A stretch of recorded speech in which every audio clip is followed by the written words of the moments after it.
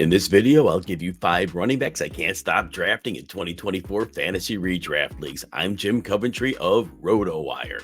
If I miss out on Christian McCaffrey and I'm picking in the first half of the first round, I am always drafting Breece Hall of the New York Jets. Now, remember last year, Breece Hall was recovering from an ACL tear from week 7 of 2022. And when Hall came back in the first 4 games, he was very lightly used. Through 4 games, he only averaged 22 snaps. However, from week 5 on, Breece Hall was a league winner. He was on a terrible offense. The defense had no worries about the quarterback. Garrett Wilson's a great receiver, but really there was no passing game threat. So Hall saw a lot of attention, and the offensive line in New York was not good, and that's an understatement. Still, Breece Hall averaged 4.5 yards per carry in that situation. Now, for fantasy, we saw Breece Hall getting it done as a receiver. Now, besides the 300-yard rushing games and the 5 rushing touchdowns, Breece Hall had 8 games with at least 5 catches and 7 games with at least 40 yards. And Breece Hall, for a Jets team that was barely scoring touchdowns, had 5 more touchdowns as a receiver. Now, the beauty of Hall is, as a rookie, we saw him at 5.8 yards per carry. Limited work, certainly, in that week 7 ACL tear. We saw him dominate as a runner. Last year, we saw him dominate as a receiver. So whatever happens in New York, there will be a path for Breece Hall to be a fantasy football superstar. Aaron Rodgers is back, so the defenses will have to respect the pass. And if Rodgers, for some reason, is not healthy, Tyrod Taylor, say what you will, is better than the group the Jets had last year. And the offensive line. The Jets spent a lot of resources to acquire 4 offensive line upgrades this year. Tyron Smith's at left tackle. He could miss some time, but they actually have depth. This line could be at least average, and Breece Hall in this situation could rival Christian McCaffrey for the top running back in fantasy football.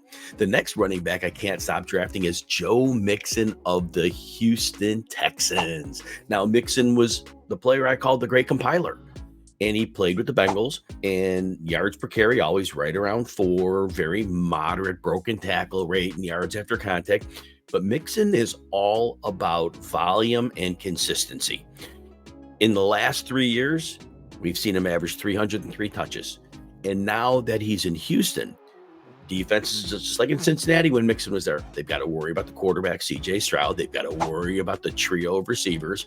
Mixon is unlikely to see much in the way of overstacked boxes. We know the Texans will run what we call 21 personnel. They'll have another running back, Andrew Beck, a blocker on the field. Mixon will benefit in that system as well. So that said, Mixon also averaged 51 catches the last 3 years. He moves into a Houston Texans offense where last year Devin Singletary and Dameon Pierce caught 43 passes. So there's a good chance that Mixon sees another 50 catches. And of course, Mixon has always been very good at the goal line and should be a very strong competitor for touches when the ball is inside the 5-yard line.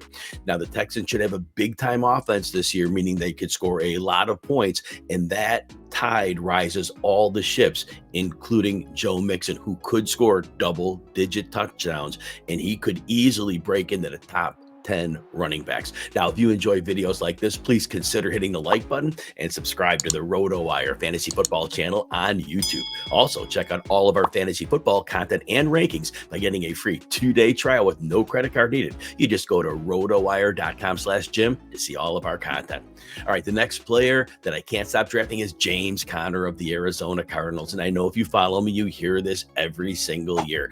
But James Conner last year, from an efficiency standpoint, best year of his career, 5 yards per carry. The best Conner had done prior was 4.5 yards per carry, and those are the first 2 years of his career.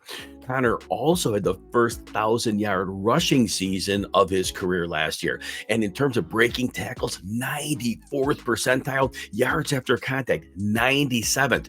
And the beauty with Conner is, last year he did not do much as a receiver. Those numbers were awful. But when Kyler Murray came back late in the season, we saw Conner with a 67-yard and a 54-yard receiving game. So there's definitely chemistry there. And I also want to point out that in Weeks 13 through 18, with Kyler Murray back and functioning well and Connor on the field, Connor averaged an incredible 23.9 PPR points. How many running backs can do that?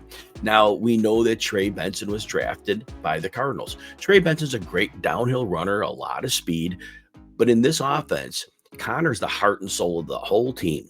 If not the offense only, the whole team. And Connor is not just a straight line runner. He has a lot of elusiveness about him. And Connor is the lead back. And look, he's aging. He's getting up there. But he still should have another year left in his prime before we see the decline. We already saw Connor giving up touches last year to back up running backs. So Trey Benson will be involved, but it won't be at the expense of what we'll expect from James Conner. Connor's going to miss a few games. Put it in pen. He'll miss 3 games, maybe 4. You'll have depth for that. You can draft Connor later in drafts. So that means you're paying for those known missed games with the increase in value you get by drafting him later. The next running back I can't stop drafting is Rhamondre Stevenson of the New England Patriots. I know Stevenson has had some injury woes. Last year, he missed 5 games. Now, he did play all 17 in 2022. He also missed 5 games in 2021. Again, there's a discount in drafts because of his injury history. But Stevenson did not have a good year last year. Now, last year, when the season started, the New England Patriots offensive line was terrible.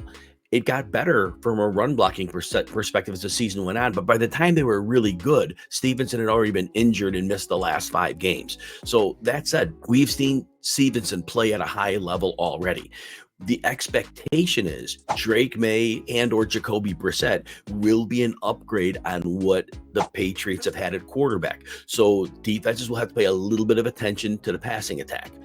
Receivers, it's a mixed bag in that room, but I think, again, they have enough to make defenses stay honest. Now, Stevenson will have to deal with Antonio Gibson in the backfield, but I think Gibson will cut into some receiving work. I don't know how much early down rushing work he'll cut into, and I imagine Stevenson will easily be the goal line back. And as a runner, Stevenson was 60th percentile broken tackle, right? And he was 61st percentile after contact. So definitely a positive running, very big running back, and the Patriots are going to need him. They're going to lean on him this year. And we've already seen a 1,461 scrimmage yard season out of Stevenson. Not that he'll do that again, but you're getting him outside of the top 65 picks. So Stevenson is undervalued in a player I can't stop drafting. The last running back I can't stop drafting is Chase Brown of the Cincinnati Bengals. Now, I know Zach Moss came over in free agency to the Bengals, and I know that Zach Moss is going ahead of Chase Brown by a number of running back picks in drafts. That said, you got to talk about Zach Moss here, because Zach Moss did well the last 4 games of 2022 with the Colts and the first 4 games of 2023 when Jonathan Taylor was on the PUP list. But Zach Moss did see significant work after that last year, after Taylor came back. And from week 5 on, behind a good run blocking line, Moss averaged less than 4 yards per carry. The offensive line is not going to be as good in Cincinnati. Moss should get the first crack at the early down work, but if the inefficiency continues, Chase Brown, who will already get some change of pace carries as it is, could get an even bigger workload if Moss struggles. Brown is explosive as a receiver. He should be in line to see the primary receiving workload. And in that case, at least if you're starting out with a receiving base, that gives you good fantasy value. But in addition, the possibility of Brown cutting significantly into those running down carries, that's going to make Brown even more valuable. And you're getting him outside the top 35 receivers in draft. Definite upside play. Go for Chase Brown.